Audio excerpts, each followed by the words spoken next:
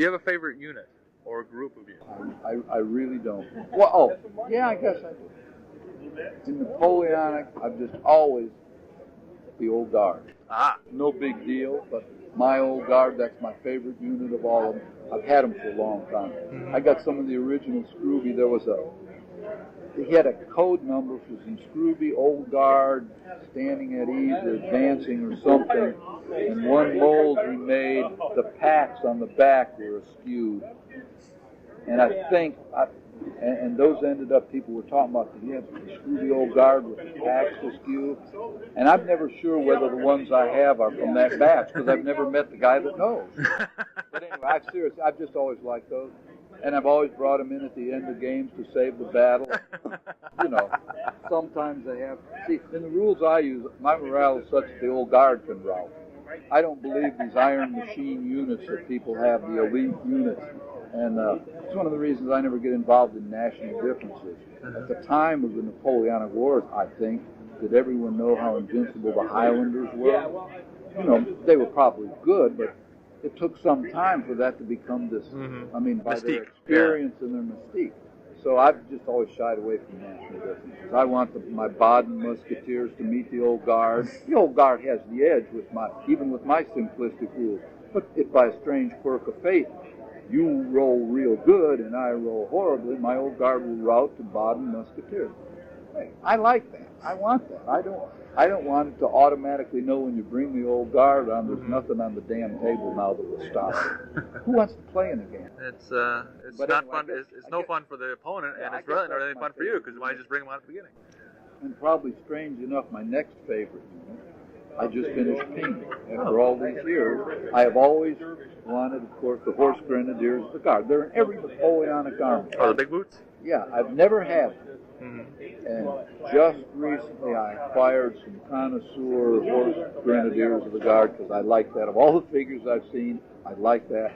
So I've just added them to my army. They've never been in battle. In November, they're going to be in battle in Raleigh. And whoever uses if they roll a bad morale die, I'm going to kill the player who did it. Because I've waited however many years, 57, 67, 87, 30-some years to have the Old Guard Grenadier à cheval.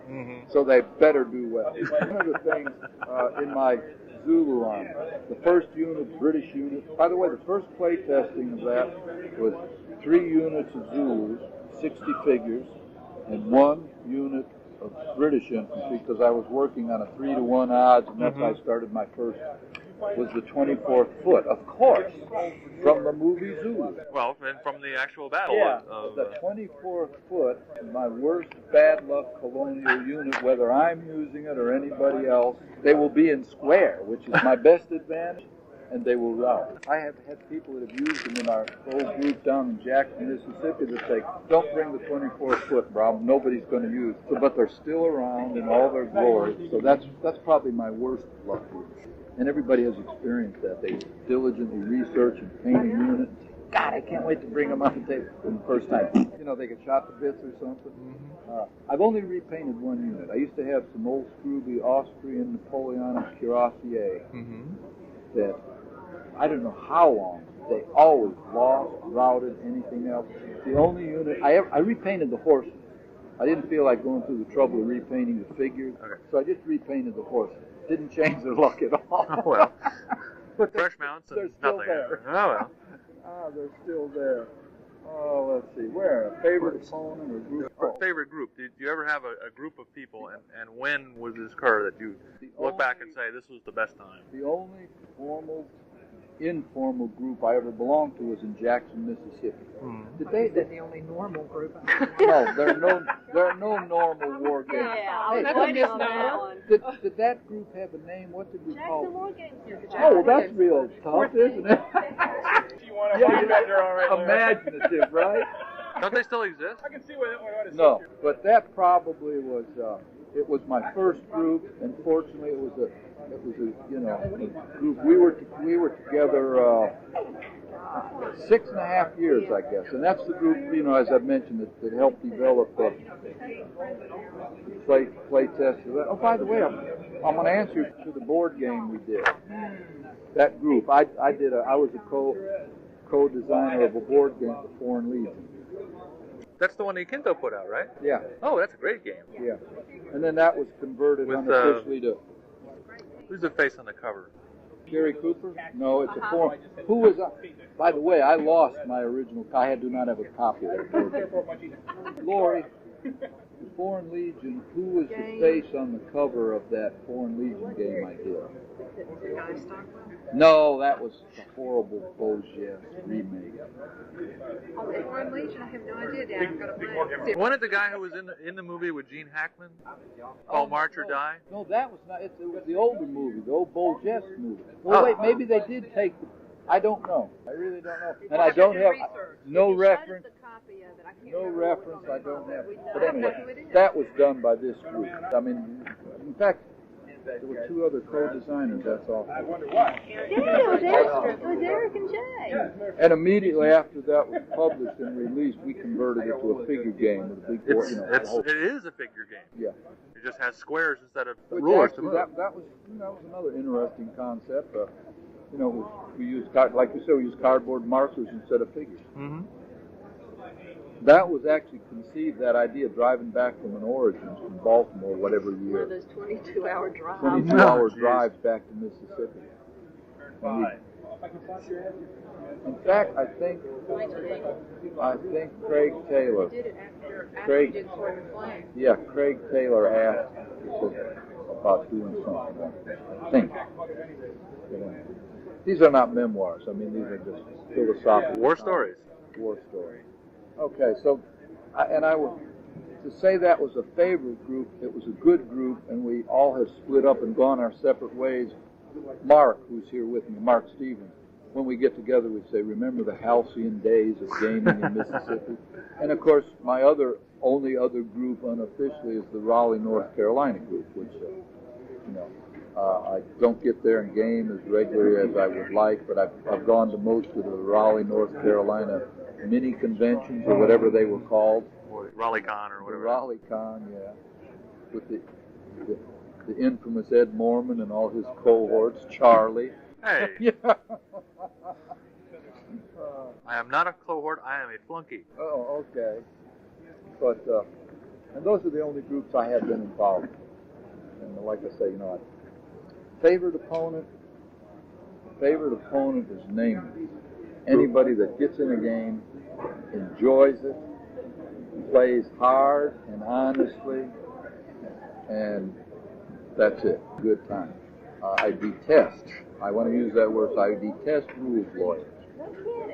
In my younger days when I gave public demonstrations, I would tolerate them. Now that I'm older, I ask them to leave games. I don't know if the convention organizers like to hear that. But in all fairness, quote, a rules lawyer, maybe there are 6 people that are all rules lawyers and thoroughly enjoy playing. That's fine. Mm-hmm. I just don't want to be involved because it takes too much effort and time. And, always trying to justify why this, why that. And I guess I've answered about 2 or 3 questions. Well, what do you look for in a game? Let's say you're walking up and somebody says, I got this game. The first thing I would do with the period, as I told you, I'm not interested particularly in modern. It's going to be 19th century. That would be the first thing I'm interested in. The first thing, larger figure, 25, 30 millimeters. Oh, you don't like the 15? No. No, it's just because I'm an old guy and they didn't have them when I existed. Yeah, thanks. I got carried away. Part of it is my eyesight. I can walk by a game table now in 15 millimeter. I don't know what period they're in. Yeah. So that's one of the advantages of being in the hobby long enough. I can make statements like that and people can say, oh, that old duffer, what is he? I just don't like, hey, the workmanship, I've seen some beautiful 15 millimeter figures. Painted, these guys paint them superbly. Mm-hmm. I just don't like gaming them. I really don't.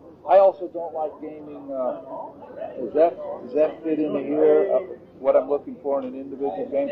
I don't want to play in a game that has 4 15 millimeters on a strip and says, move your battalion. That's just an idiosyncrasy, If I had it all to do over again when I started and had no basis for 20-man figures, I would do what some of the older British wargamers have 48 figure units, 60 figure units. I like that. Yeah, but it's more more expensive. Oh, right. Well, that's why I'm glad I didn't do that. You know, and so the answer now is you buy, what, 6mm Adler figures?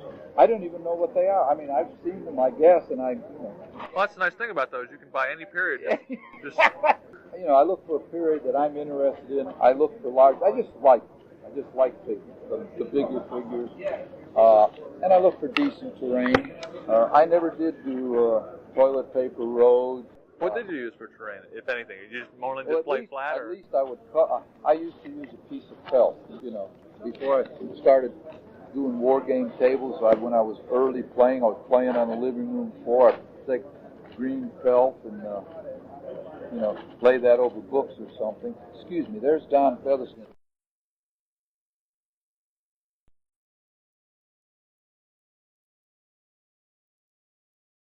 About the dream game. The dream game, And I yes. guess I gave you my negative, the kind of game I didn't want to play in. 15mm rule or... And the thing you look for is enjoyment, as you said. Did that answer dream game? Well, a dream game is, let's say that somebody comes to you and says, tell me what figures you want. I'll go buy them. I'll paint them. They'll look beautiful. Tell me terrain. Wow. I will spend any amount of money to bring anyone from anywhere in the world to play. Who would it be? Any figures, anything else? I'd have to say Napoleonic. Napoleonic has always been it was the first one I started with. And, you know, I've read like everybody else and gone through all this at other periods. And to have a dream game, I'd want some painted 30mm figures. I won't mention any brand names today. We won't get involved in that. And I would want somewhat simple set of rules. I would want to play it on a tactical level, not a grand tactical level. I'd like to see enough figures to represent a unit. I'd like it reasonably authentic as far as ground scale, weapon ranges, and unit frontage. And, you know, some basic things on morale. We're all guessing about morale. Who knows why people break or don't break? But you need it. It's just a fairly simplistic set of rules and a compatible group of players. Can you suggest some names? That was the other part of that Some question. names? Oh, God. So you can just describe, you know, what a compatible player is. Let me do that. One who's playing to enjoy himself with a sincere competitive spirit, but not cutthroat. We all want to win, do it fairly, and companionable. I'm not going to spend my hours around the game table with somebody that's not companionable.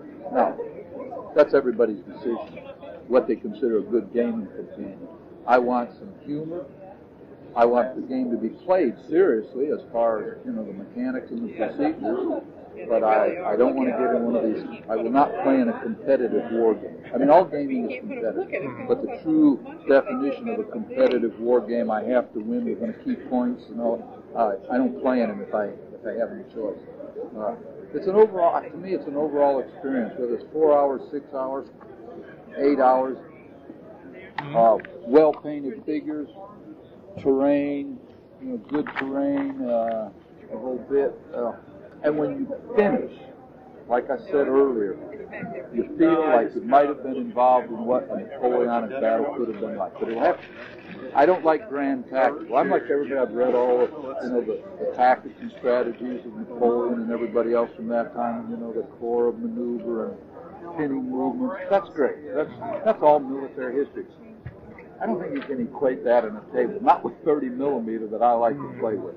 So I want a tactical game, and like I say, I mean, my average armies are 1,500 figures, and I like to put them all on at one time.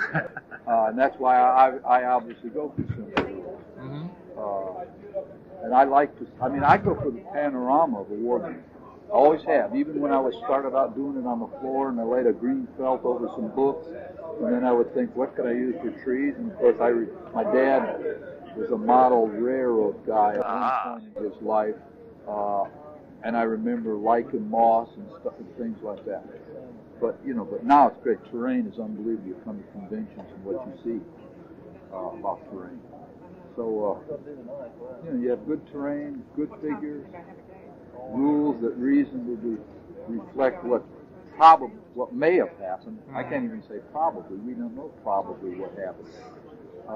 And then when it's all over, everybody's enjoyed it. There's been a winner and a loser. If you won a game, how would you, in what manner would you win that you would feel best about? For example, I've played in games where I won, but I didn't enjoy it. What would be the most enjoyable kind of win? What would you have done? Tactically out-thought my opponent. Because again, I play tactical games.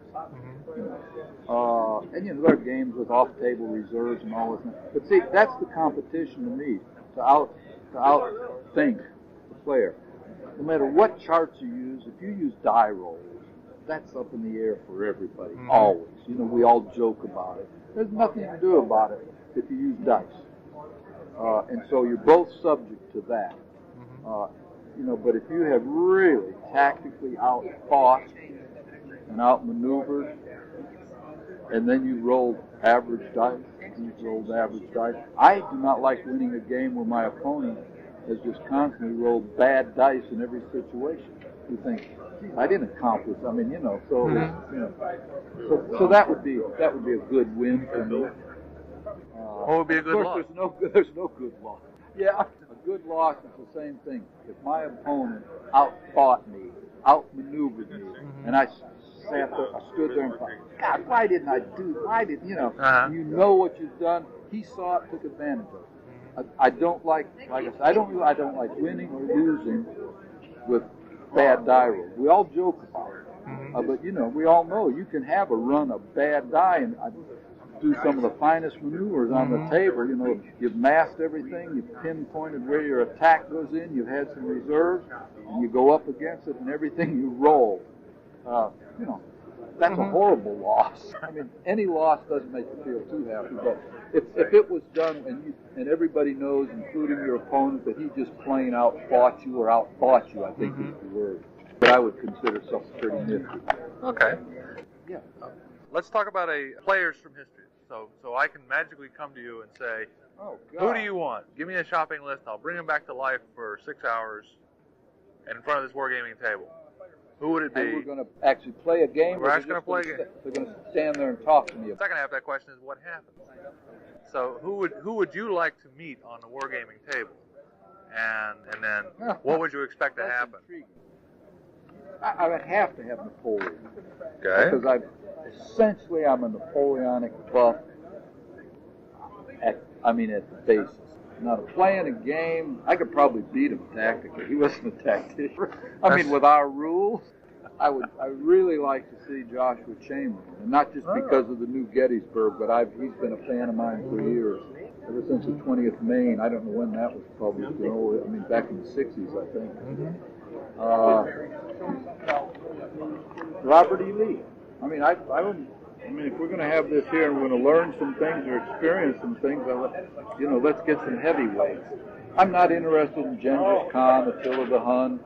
I'm not interested in ancients, medieval.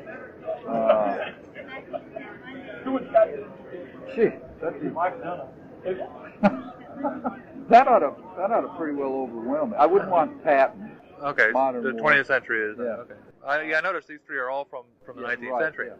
Since that's my interest and that's what I'm involved in now, that's what I would like. Now, who would you get to be the umpire? If you already have more people you want to add. I was just trying to think. Okay. That would satisfy. I think I've got an unbalanced. Whether they're advisors or playing, it's an unbalanced game. Just sold another one of those villages. The totals. I made them for somebody, and that would be enough for me to depart this life saying, God, I really had an experience. Who would you get to umpire? Who would I get to umpire? Churchill, Winston Churchill. Oh, how interesting. For all his bluster and everything else, first of all, he could handle those characters. I couldn't. I think he would be on firm ground with all of them. We would go from there. Churchill would probably be somebody I wouldn't think of for war game and military, but this would be a way for me to pull him in because I'd love to be able to talk to him. And I won't get, I could get verbose and say I would talk to this person, Turenne because of his skill in this, and Vauban because of his fortitude. No, that would that would satisfy me without getting totally overwhelmed the whole thing. And then if, reincarnation, maybe you can see all these guys. I don't know. You obviously refereed a lot of games. When you're putting a game together, let's just say somebody says, I want you to put a game on. Right. What kind of game would you like to put on?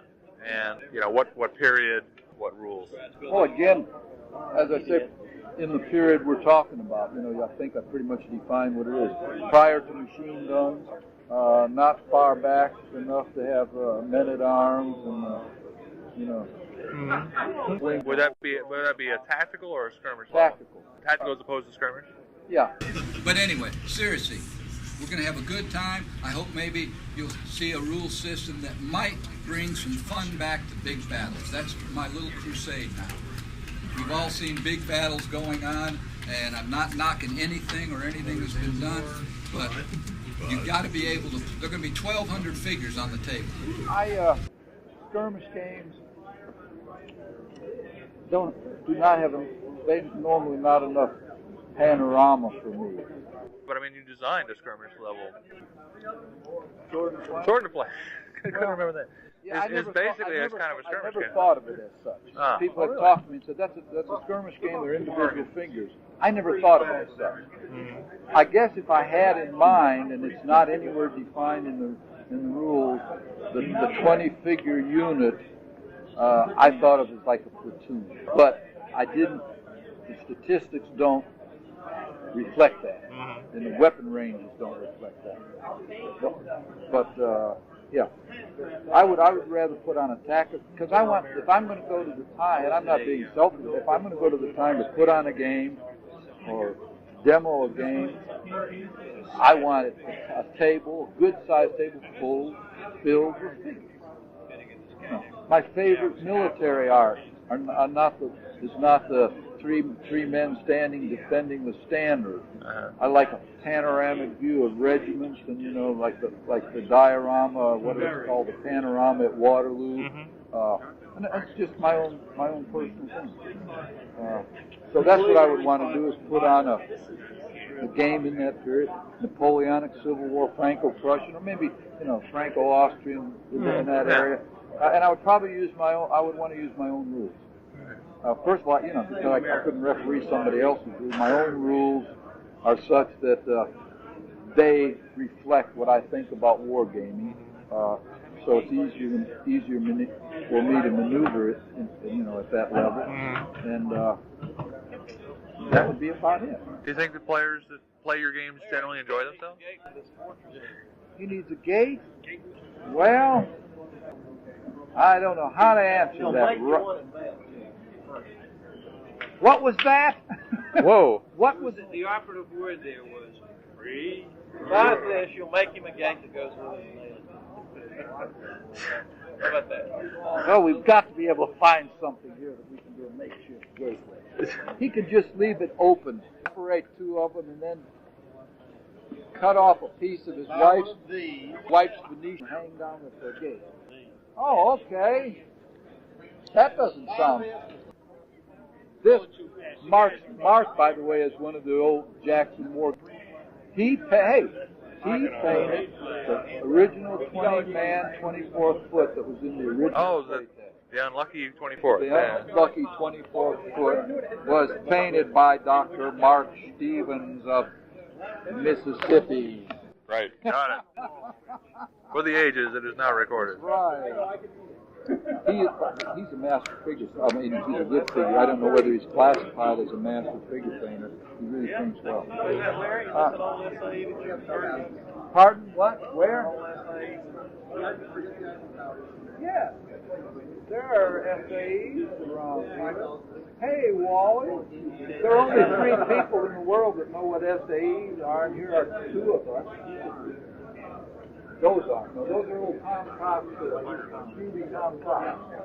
There's some SAEs First World War. You're probably into that period,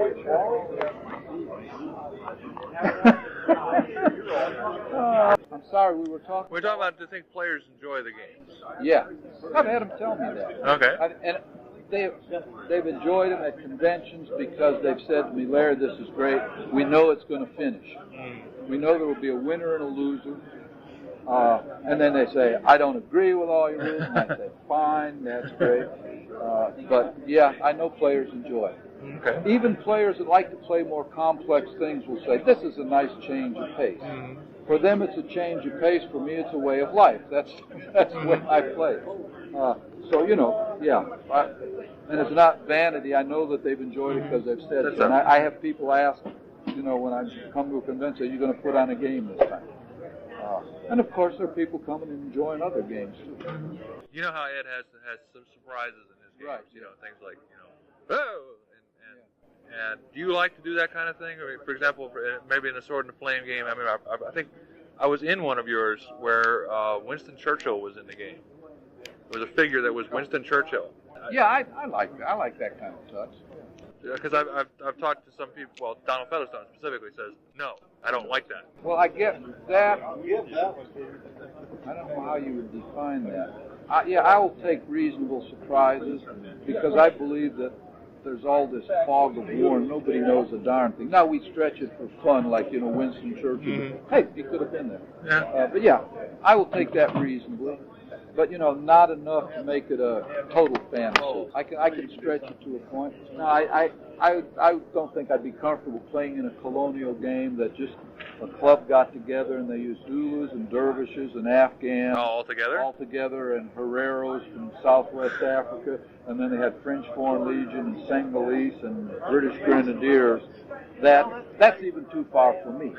But if the people that play it enjoy it and it doesn't bother them, that's fine. Okay. So, like I worked on a Mexican intervention army in Maximilian. In fact, I just sold it because I got into it and then it just didn't excite me. But I was going to use Maximilian's force in Mexico, the French, Belgians, Egyptians, his total expeditionary force, fighting American regulars of the Union Army, because after the Civil War in 1866 there was an army of observation of 40,000 down there.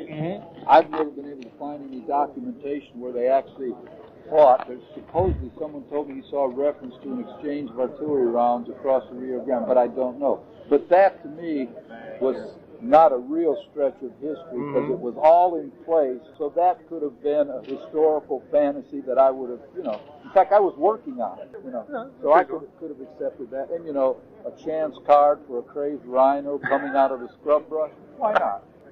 Yeah. Okay. Did that answer that question? Even if it didn't, it's an answer, and that's all it's required. Okay. He bought something, he got a free flag. No, that's we're modern American merchandise. If you get something worthless for free. Yeah. In your life, in your wargaming life, okay, was there a stretch of say 3, 4, 5 years, which you think was the most interesting or the most fun? Either because of the people you were playing with, or you found a new period that was, you know, sort of the most enjoyable at that time, or something like that. First 5 or 6 years. Okay. Everything was new. You had to search and delve and think and experiment, and you had no idea what the possibilities were going to be, where this thing was going. This thing being, I never thought of it as a hobby that was going to be anything. I just liked playing with lead soldiers, you know, and the history part of it, because I was not a historian by training, so by inclination, you know, in school, I was more interested in history and military history than anything else. But, you know, I'm not a trained scholar or historian, but so when I got into this, it just all these things start happening, and I start reading more and studying. I said, yeah, I don't know more about this. And so I would say really the first 5 or 6 years. You know, now I've stayed in it all that time because there's still that essence there, but that was probably to me the most exciting because the possibilities at that time appeared endless, and I'm sure they are, but it was more apparent, you know, and you know, a little discovery of new uniform information, and it was totally more exciting. Maybe it has something to do with youth. I don't know. Wow. You know, maybe everybody's life, whether they're in wargaming or not, they find the. But anyway, that would probably be it, Charlie. And because of that, the longer I've been in it, and if I get thinking about rules and something else, I refer to that a lot, to that period. And the thing I keep referring to is how exciting it was and how much fun it was to do some of that stuff. Mm-hmm. If this ever ceases essentially to be fun, at the next convention you'll see all my stuff up here for. I'll bring my checkbook. Yeah, so, but that's what I really do, and that's corny. People said, well, what kind of fulfillment? I don't know what kind of fulfillment. I do this for fun. Because by profession, I'm a package designer. Right. As we talked about earlier, and I work with my hands. Well, now I work on a computer. So making terrain and all this and that is no big problem. And I think I got a lot of that. My dad was a designer and model maker. So that's probably where that came through in the genes. Because, I got to say this, publicity for my deceased dad. I don't know how many people have ever heard of in the Chicago Art Institute, the James Ward Thorne rooms display, display rooms. We worked at a studio in Chicago that did all those rooms. The construction of the rooms, all the refurbishing and the miniature furniture and the miniature paintings was done by European craftsmen. Oh, I have heard of the miniature rooms, yes. Yeah. And so that, and I remember as a kid going by the shop where he worked, the model shop, and seeing him doing all this little stuff. Cool. So that, fortunately that was in the genes, I guess. So for me to take a bamboo blind and cut it down and make picket fences and do other things and glue foliage on it and something else, I don't see anything. But that part of it I'd like to. I've never liked painting figures. All these years I've never liked painting figures. The only reason I did it is I needed them on the table. I never had, I was never able to purchase figures. Now when I might be able to afford, I don't want any because I have all the armies I want. I've settled down with them. I've got 4 basic armies. I've got them to the level I want. I can go to a convention and put 1,400 Civil War figures on a table, and I love it. I love it. Whether anybody, I love it. So. But the painting of figures I've never, and I have painted some passable figures. I've also painted some awful figures.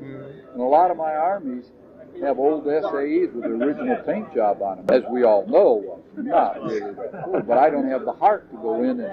But that was the reason everybody bought them, was because they came painted. They came painted, that's right. And I and now I still choke when I see beautiful hand-painted 25mm cavalry for $6 a piece. I think, what?